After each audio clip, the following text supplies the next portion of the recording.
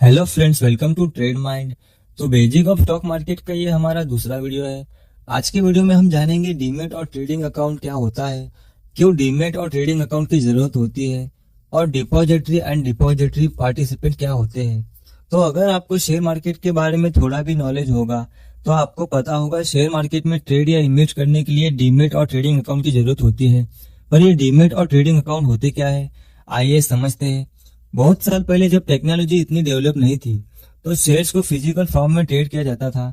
मतलब अगर किसी को शेयर बाय या सेल करने होते थे तो उसे एक्सचेंज जाकर के शेयर को बाय या सेल करना पड़ता था, और शेयर्स को बाय करने पर एक फिजिकल डॉक्यूमेंट देते थे जिसे शेयर सर्टिफिकेट कहते थे। इस तरह से शेयर को बाय या सेल करने का कुछ डिसएडवांटेज थे, जैसे टाइम कंज्यूमिंग प्रोसेस। इस प्रोसेस में शेयर्स को बायर तक ट्रांसफर होने में कई हफ्तों लग जाते थे। दूसरा, शेयर्स को फिजिकल फॉर्म में ट्रेड किया जाता था जिससे इसमें मिस स्टेटमेंट के चांसेस होते थे। ड्यूरेबिलिटी, अब शेयर सर्टिफिकेट शेयर्स को हार्ड फॉर्म में दिया जाता था। मतलब वो एक पेपर डॉक्यूमेंट होता था जो समय के साथ साथ डिस्ट्रॉय या खो सकता था, जिससे इन्वेस्टर्स को बहुत प्रॉब्लम होती थी। तो समय के साथ साथ टेक्नोलॉजी डेवलप हुई और सेबी के द्वारा शेयर्स को डीमटेरियलाइज कर दिया गया। तो शेयर एक फिजिकल डॉक्यूमेंट होता है जो मटेरियलाइज फॉर्म में होता था। तो डीमटेरियलाइज का मतलब किसी मटेरियलाइज चीज को किसी और फॉर्म में कन्वर्ट कर देना। तो शेयर्स को इलेक्ट्रॉनिक फॉर्म में कन्वर्ट कर दिया गया। अब ये डीमटेरियलाइज शेयर्स जहां इलेक्ट्रॉनिक फॉर्म में स्टोर होते हैं उसे हम डीमैट अकाउंट कहते हैं। डीमैट वर्ड डीमटेरियलाइज वर्ड से आया है।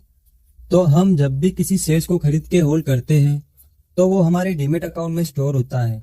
तो अब आप समझ चुके होंगे डीमैट अकाउंट क्या होता है और क्यों इसकी जरूरत होती है। अब जानते हैं ट्रेडिंग अकाउंट का मतलब और उसके यूसेज।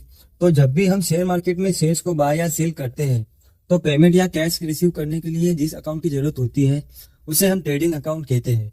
आप सिक्योरिटी मार्केट में शेयर्स के ट्रांजैक्शन अपने बैंक अकाउंट से नहीं कर सकते, उसके लिए आपको ट्रेडिंग अकाउंट की जरूरत होती है। यह आपके बैंक अकाउंट से लिंक होता है। अगर आपको शेयर्स बाय करने होते हैं तो आप अपने बैंक अकाउंट से ट्रेडिंग अकाउंट में पैसे ऐड करके शेयर्स को बाय कर सकते हैं। इसी तरह जब आपको कोई शेयर्स को सेल करना होता है तो पैसे आपकी ट्रेडिंग अकाउंट में आते हैं और वहां से आप पैसे अपने बैंक अकाउंट में ट्रांसफर कर सकते हैं। तो अब डिपॉजिटरी का मतलब समझते हैं। तो डिपॉजिटरी एक इंस्टीट्यूट होती है जो हमें डीमेट अकाउंट की फैसिलिटी प्रोवाइड करता है, जहां हम अपने शेयर्स को इलेक्ट्रॉनिक फॉर्म में स्टोर करते हैं। ये स्टॉक्स की बाइंग एंड सेलिंग में सिक्योरिटी और लिक्विडिटी प्रोवाइड करती है, जिससे हम बिना किसी चिंता के शेयर्स को ऑनलाइन कम समय में बाय या सेल कर सकते हैं। इंडिया में 2 डिपॉजिटरीज है, पहला NSDL और दूसरा CDSL। तो डिपॉजिटरी पार्टिसिपेंट्स क्या होते हैं? डिपॉजिटरी पार्टिसिपेंट डिपॉजिटरी के एजेंट होते हैं जो इन्वेस्टर और डिपॉजिटरी के बीच मीडिएटर का काम करती है।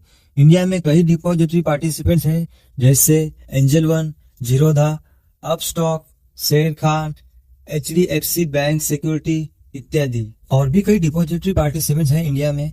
तो आप जब भी इनमें से किसी भी डिपॉजिटरी पार्टिसिपेंट के पास अपना अकाउंट ओपन करते हो, यह आपको एक डीमेट और ट्रेडिंग अकाउंट खोल कर देते हैं NSDL या CDSL में, जहां आप अपने शेयर्स को इलेक्ट्रॉनिक फॉर्म में रख सकते हो। तो होपफुली गाइस आपको इस वीडियो से थोड़ी सी इन्फॉर्मेशन मिली होगी। आज के लिए इतना ही, मिलते हैं नेक्स्ट वीडियो में। तब तक